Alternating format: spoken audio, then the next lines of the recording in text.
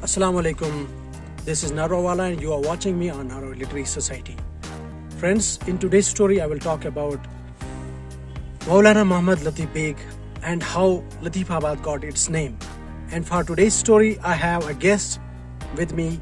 His name is Muhammad Salim Beg, a retired government teacher as well as an author of 2 books.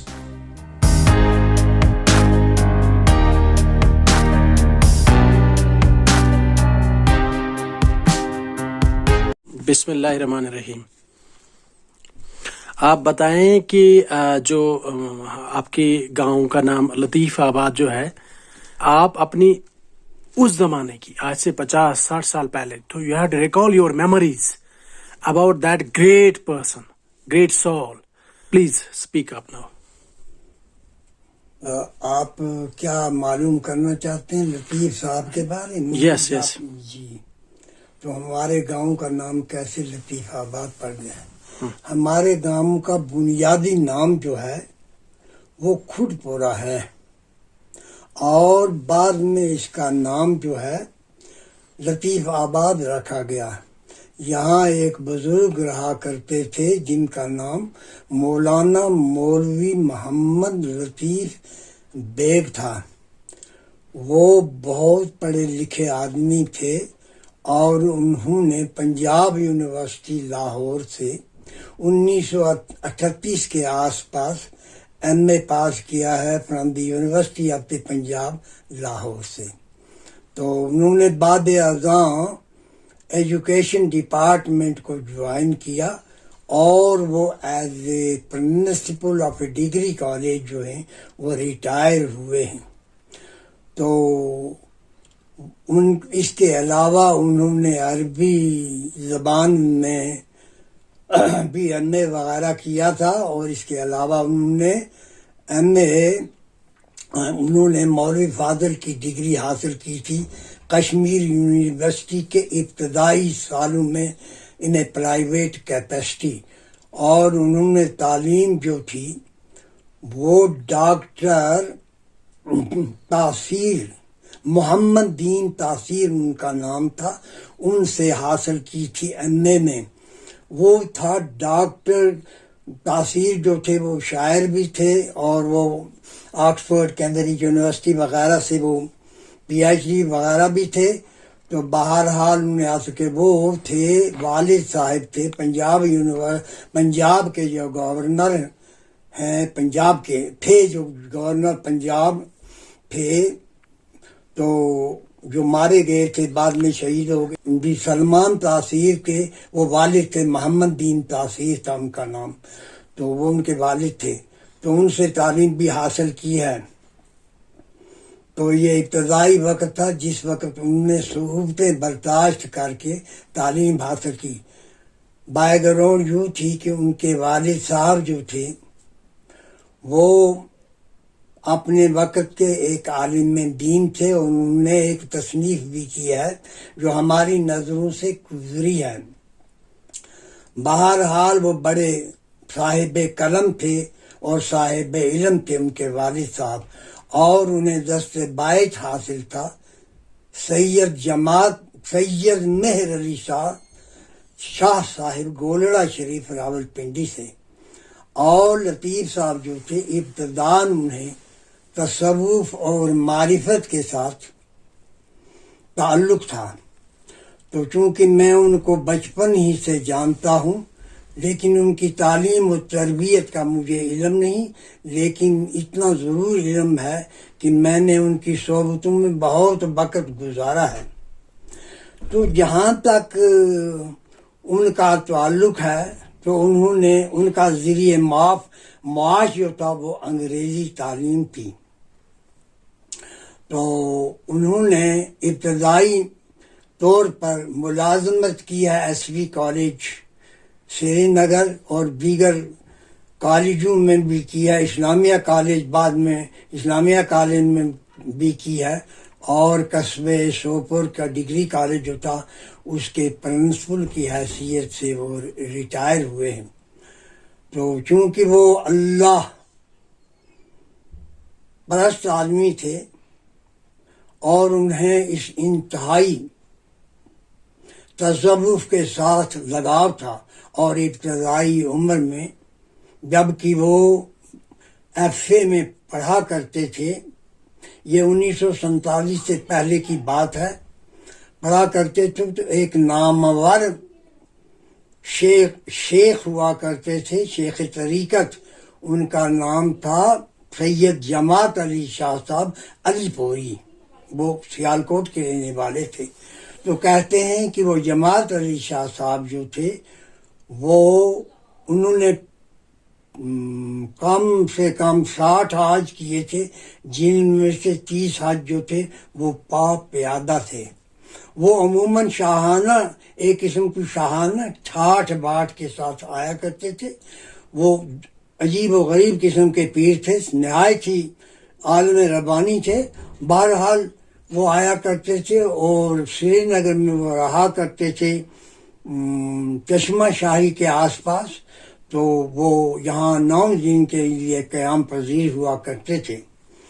تو ان سے انہوں نے ابتدائی عمر میں بیعت حاصل کیا اور سلسلہ نقش بندیہ اختیار کیا ہے ابتدا ہی سے۔ تو وہ نہایت ہی صوم و صلات کے پابند تھے، اور دنیا کے کاروبار میں انہیں کسی قسم کی دلچسپی نہیں تھی، اور نہ ہی میں نے اپنی عمر میں، اس وقت میری عمر بھی لگ بھگ 80 سال ہے، تو میں نے بھی انہیں کبھی بازار میں گھومتے ہوئے نہیں دیکھا، کبھی چلتے پھرتے نہیں دیکھا بازار میں، کبھی خرید و فروخت کے جھنجٹ میں پھنستے ہوئے نہیں دیکھا، اور کبھی تضییع اوقات کرتے ہوئے نہیں دیکھا، اور ہمہ وقت پنجگانہ نماز کا اہتمام کیا کرتے تھے۔ تو علاقے کے لوگ جو ہیں، یعنی سوپور علاقہ کے، بارہمولہ کے، اڑی علاقہ کے لوگ اور دیگر جو ان کے ساتھ تعلق رکھتے تھے، ان کی کافی قدر و منزلت کرتے تھے۔ تو ان کا یہ طریقہ تھا کہ وہ اس طرح کسی کے ساتھ زیادہ گفتگو نہیں کرتے تھے۔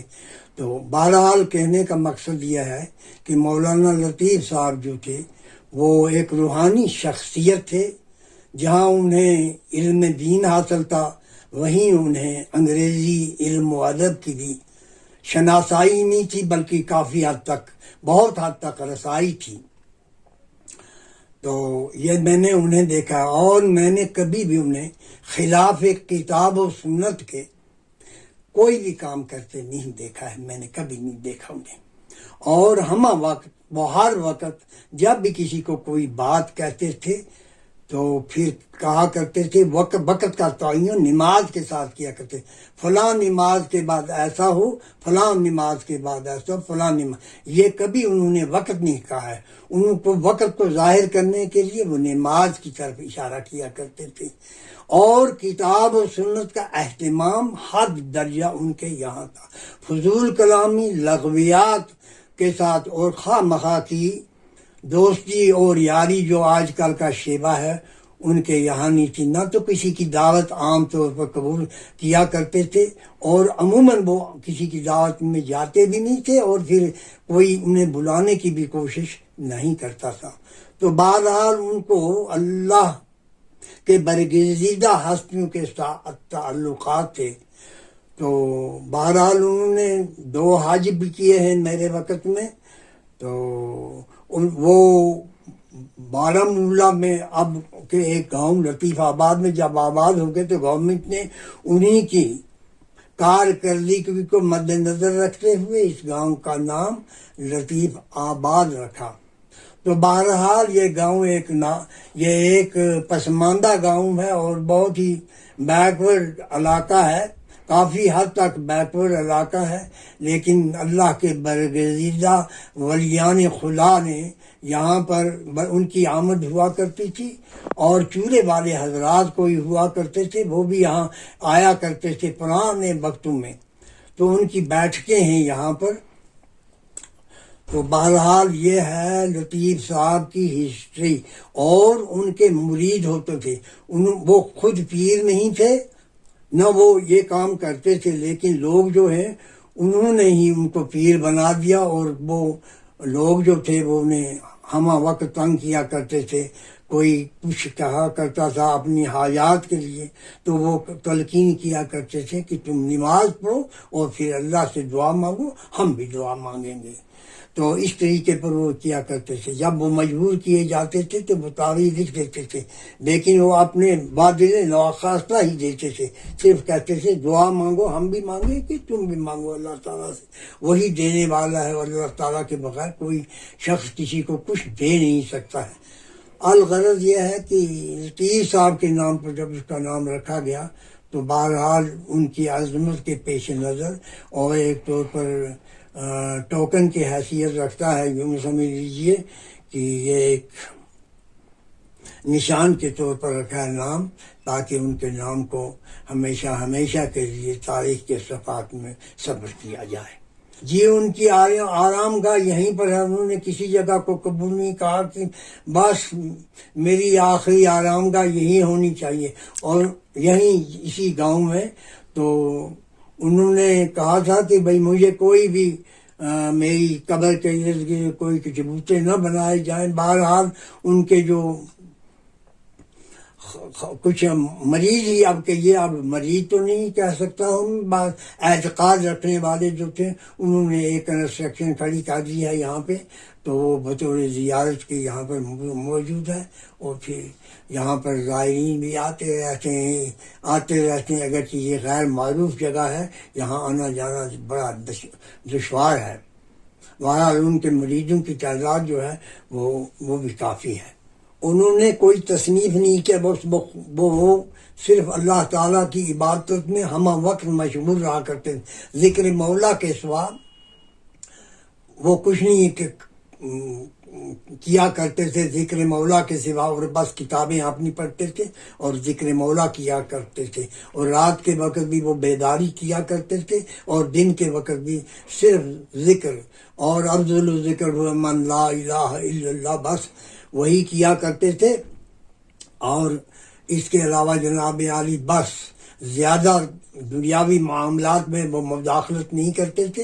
اور گوشہ نشینی جو تھا ان کا طریقہ کار تھا.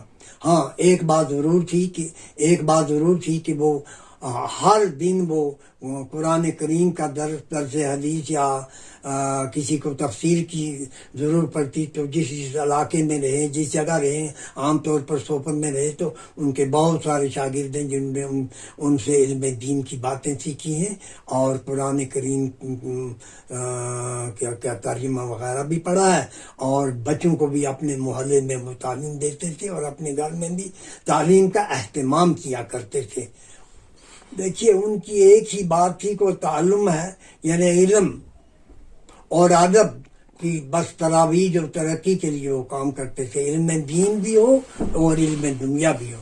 وہ کہتے تھے علم دین کو حاصل کرو اور پھر اس کے بعد علم دنیا کو بھی حاصل کرو، لیکن علم دین کو اپنی روزی کا باعث نہ بنائیں، بلکہ اللہ تعالیٰ کے فرمودے کو، اس کے حکم کی تعمیل کرتے ہوئے اپنے تزیے نفذ کرنے کے لیے علم دین حاصل کرو تاکہ اللہ کی پہچان ہو جائے. جب ہم اپنے جسم کی آسائش اور آسودگی کے لیے کام کرتے ہیں تو ہمیں چاہیے کہ ہم اپنے روح کے لیے کی آسودگی کے لیے بھی کوئی کام کریں تاکہ ہماری روح جو ہے اس میں بھی اعتدال پیدا ہو جائے اور اس میں بھی ایک قسم کی مسرت پیدا ہو جائے. وہ ہمہ وقت وہ یہ چاہتے تھے کہ لوگوں کو ایک قسم کی خوشی پہنچائیں. Pleasure to give pleasure is the best pleasure in life. زندگی میں اگر کوئی کسی کو خوشی پہنچائے تو اس سے جو خوشی نصیب ہوتی ہے انسان کو وہی سب سے بڑی خوشی ہوتی ہے. وہ کہتے ہیں کوشش کی جائے لیکن کہاں تک انسان پہنچتا ہے وہ دوسری بات ہے، لیکن سب سے بڑی چیز جو ہے وہ کوشش ہے. اور کوشش جو ہے وہ سنسیئرٹی کی ضرورت ہے. کوشش کرے انسان. اور ہر علم جو ہے وہ ناکارہ ہے اور بالکل ناکارہ ہے اگر اس علم کے ساتھ، وہ فرمایا کرتے اگر علم کے ساتھ عمل نہ ہو تو وہ ناکارہ علم ہے. اور جب علم کے ساتھ عمل ہوگا تو عمل کے ساتھ پھر ایک اور چیز کی بھی ضرورت ہے، وہ اخلاص ہے، اور اخلاص جو ہے جب تک نہیں ہوگا تو کوئی عمل جو ہے وہ ایک فضول سی چیز ہے، کیونکہ اخلاص کے بغیر عمل جو ہے وہ اپنے منطقی انجام پر نہیں پہنچ سکتا ہے۔ اس لیے انسان کو چاہیے کہ علم حاصل کرے، علم پر عمل کرے، عمل کے ساتھ اخلاص ہونا چاہیے، اور اخلاص ہی انسان کو اپنے منطقی انجام تک پہنچاتا ہے، اپنی منزل مقصود تک پہنچاتا ہے۔ اور یہی باتیں جو ہیں اور دنیا و آخرت کے بارے میں انسان کو سوچنا چاہیے، اور ہمہ وقت انسان کو یہ نظر ہونی چاہیے کہ جو کام بھی کہ یہ ان کے فرمودہ ہے باتیں، جو کام بھی کیا جائے اس کام کے انجام کو پہلے انسان مد نظر رکھے، ان انجام کو پہلے نظر رکھے کہ میں کوئی کام کر رہا ہوں، میں نے کسی کام کو انڈرٹیک کیا ہے، تو یہ کام جو ہے اس کے لیے مجھے کیا کرنا چاہیے، جہاں تک بھی ممکن ہو سکے اس کے بارے میں پہلے ہی سے ایک خاکہ، ایک ترتیب، ایک سوچ جو ہونی چاہیے، کیونکہ جب تک ایک آئیڈیا انسان کے دماغ میں پیدا ہوتا ہے اور اس آئیڈیا کو جب کنورٹ کیا جاتا ہے ایکشن میں، تو اس کے لیے کچھ لوازمات کی ضرورت ہوتی ہے، اور وہ کہتے تھے کہ لوازمات جو ہیں وہ بھی بہت ضروری چیزیں۔ تو اور کوشش کے بغیر کوئی چیز جو ہے وہ اپنے کسی بھی انجام تک نہیں پہنچتی ہے۔ لیس للانسان الا ما سعی، مشکلیں نیست کی آسان نہ شود، مرد باید کی ہراساں نہ شود۔ جب انسان دنیا کی آسائش کے لیے نہ معلوم کیا کیا چیزیں کرتا ہو، کیا کیا جھوٹ اور سچ کو اختیار کرتا ہے، لیکن انسان کو اپنی آخرت جہاں پر ہمیشہ کے لیے بنیادت پر رہنا ہے، اس کے لیے بھی کچھ کرنا چاہیے۔ وہ ہمیشہ یہی فرمایا کرتے ہیں، اے لوگو کچھ نہ کچھ کرو، کیونکہ یہ دنیا جو ہے یہ 4 دن کی چاندنی ہے، پھر اندھیری رات ہے۔ عمر در کعب و بتخانہ من دالت حیات، تازی بزم عشق یک دانائے راز آئے دیروں۔ عمریں لگ جاتی ہیں کہ دانائے راز جو ہے وہ کوئی پیدا ہوتا ہے، لیکن اس کے لیے عمریں لگتی ہیں، اور ہر ایک چیز کے لیے عمر درکار ہے۔ تو ہمیشہ وہ نصیحت کیا کرتے ہیں، کرو اور اپنے کام کو دیانتداری سے کرو۔ رزق حلال اور صدق مقال کے بارے میں انہوں نے کہا ہے کہ جس کے یہاں رزق حلال نہیں، صدق مقال نہیں ہے، اس کی عبادت جو ہے وہ رائے گاہ ہے۔ عبادت تو پھر عبادت ہے جب صدق مقال ہو۔ بہرحال یہ ایک معرفانہ اور عارفانہ ہستی تھے، جن کے بارے میں عارفانہ باتیں تو بیان کرنی ذرا کچھ مشکل سی ہیں، اور ہم میں وہ طاقت نہیں ہے کہ ہم نے کچھ اخذ کیا ہو کہ ہم اپنی بات کو دوسروں تک پہنچائیں، یہ تو ممکن ہی ہے۔ بہرحال جو کچھ تھوڑا بہت ہم تک پہنچا ہے اس کو ہم دوسرے تک پہنچانے کی بھرپور کوشش کریں گے۔ بہرحال انسان کی جوانی اور بڑھاپا جو ہے یہ اسٹیٹ آف مائنڈ ہے، اسٹیٹ آف باڈی نہیں ہے۔ جب تک دماغ انسان کا معطر اور منور ہے تو انسان جو ہے وہ آگے کو بڑھ سکتا ہے۔ آخرکار انسان کو چاہیے کہ وہ اپنی آخرت کے بارے میں سوچے، جہاں ہمیشہ کے لیے زندگی ہوگی، جہاں ہر بات کی باز پرس ہوگی۔ تو انہوں نے ہمیشہ کہا کہ دیکھو اس آخرت کے لمحات کی فکر کرو، آخرت کے لمحات کی فکر کرو، اور پھر وہ آخرت جو دنیا جو ہے آخرت کی کھیتی ہے، یہاں پر کچھ کما لو۔ جب تک انسان کو آخرت کی فکر نہیں ہوگی، آخر دنیا میں آنے کا بھی کوئی مقصد ہے، دنیا میں جانے کا بھی کوئی مقصد ہے۔ اس مقصد کے حصول کے لیے وہ ذرائع اپنانے چاہیے جن ذرائع سے انسان اپنی منزل مقصود تک پہنچے، اور اس کی تلاش کرنی چاہیے، اور تلاش کے بغیر کوئی چیز حاصل نہیں ہوتی۔ السعی منی والاتمام من اللہ، کوشش کرنی بندے کے ہاتھ میں ہے اور انجام تک پہنچانا اللہ تعالیٰ کے ہاتھ میں ہے۔ 5 سال ایمانہ محقق شد بخاکانی کہ یکدم باخدا بودن بے حز ملک سلیمانی، کہ خاکانی ایک آدمی کا نام ہے، اس نے کہا ہے پس 80 سال ایمانا محقق شد خاقانی، خاقانی کو 30 سال گزرنے کے بعد ایک ہی بات سمجھ آئی، تحقیق کرنے کے بعد، گزرنے کے بعد نہیں بلکہ تحقیق کرنے کے بعد ایک ہی بات سمجھ آئی کہ یکدم باخدا بودن بے از ملک سلیمان، کہ اگر ایک لمحے کے لیے انسان صدق نیت سے اللہ تعالیٰ کی طرف جھکاؤ پیدا کر دے، سجدہ جس سے سبستان وجود میں لرزہ ہو جائے، اگر جھکاؤ پیدا کرے تو حضرت سلیمان کی حکومت جو جن اور بشر پر تھی، جو چرند اور پرند پر تھی، جو ہوا اور پانی پر تھی، اس حکومت سے وہی ایک لمحہ برگزیدہ اور برتر ہے جو اللہ کی رضامندی کے لیے اور اخلاص نیت کے ساتھ اللہ کی طرف اگر جھکاؤ پیدا کرے، وہ سلیمان کی حکومت سے جاتا۔ تو وہ فرمایا کرتے تھے انسان کو چاہیے کہ وہ بہتری کے کام کرے، وہ چیزیں کرے جس سے کہ لوگوں کی فلاح و بہبودی تو ہو۔ دل بدست آب کہ حج اکبر است، آز ہزارہ کعبہ یک دل بہتر است، کیونکہ تعبیر کیا ہے کعبے کو اللہ نے تعمیر کیا ہے، نہ حضرت خلیل نے کعبے کو تعمیر کیا، لیکن حضرت جلیل نے دل کو تعمیر کیا۔ اس کی رکھوالی بھی بہت ضروری چیز ہے، یہ ایک مقدس چیز ہے۔ اسی طرح کئی باتیں کہی ہیں، کیا رمزی بات، کچھ رمز کی باتیں ہیں، کچھ معلوم باتیں ہیں، کچھ محسوس کرنے کی باتیں ہیں، کچھ ابسٹریکٹ ہیں، کچھ کنکریٹ ہیں، کچھ کانوں کی زینت ہے، کچھ لفظوں کی زینت ہے، کچھ دل کی زینت ہے، کچھ دماغ کی زینت ہے۔ یہ کچھ اچھے ہیں نظارے جو ہیں وہ نظم کو ڈھونڈتے ہیں، ان کی ہی تبلیغ تھے۔ یہ آنکھیں جو ہیں، یہ نظریں جو ہیں وہ نظارے کو ڈھونڈ، وہ نظارہ کون سا ہے۔ یہ کان جو ہے وہ آواز کو ڈھونڈتے ہیں، یہ آواز کون سی ہے۔ یہ زبان جو ہے یہ کچھ ڈھونڈتی ہے، وہ کون سی چیز ڈھونڈ رہی ہے۔ اور یہ دل و دماغ جو ہے یہ اس کو بھی اپنی ایک تلاش ہے۔ اصل میں انہوں نے جو باتیں کہی ہیں وہ محسوس کرنے کے قابل ہیں، اور میرے پاس الفاظ نہیں ہیں، اور میرے پاس وہ الفاظ نہیں ہیں، اور نہ ان الفاظ کی نشست و برخاست کا کوئی مجھے طریقہ آتا ہے کہ میں وہ بیان کروں، لیکن وہ دیکھنے کی چیز تھی اور سمجھنے کی چیز تھی۔ جانتے ہیں، مطلب جاننے والے جانتے ہیں، بہرحال وہ ان کی پہچان نہ ہو سکی اور وہ ہم سے رخصت ہو گئے۔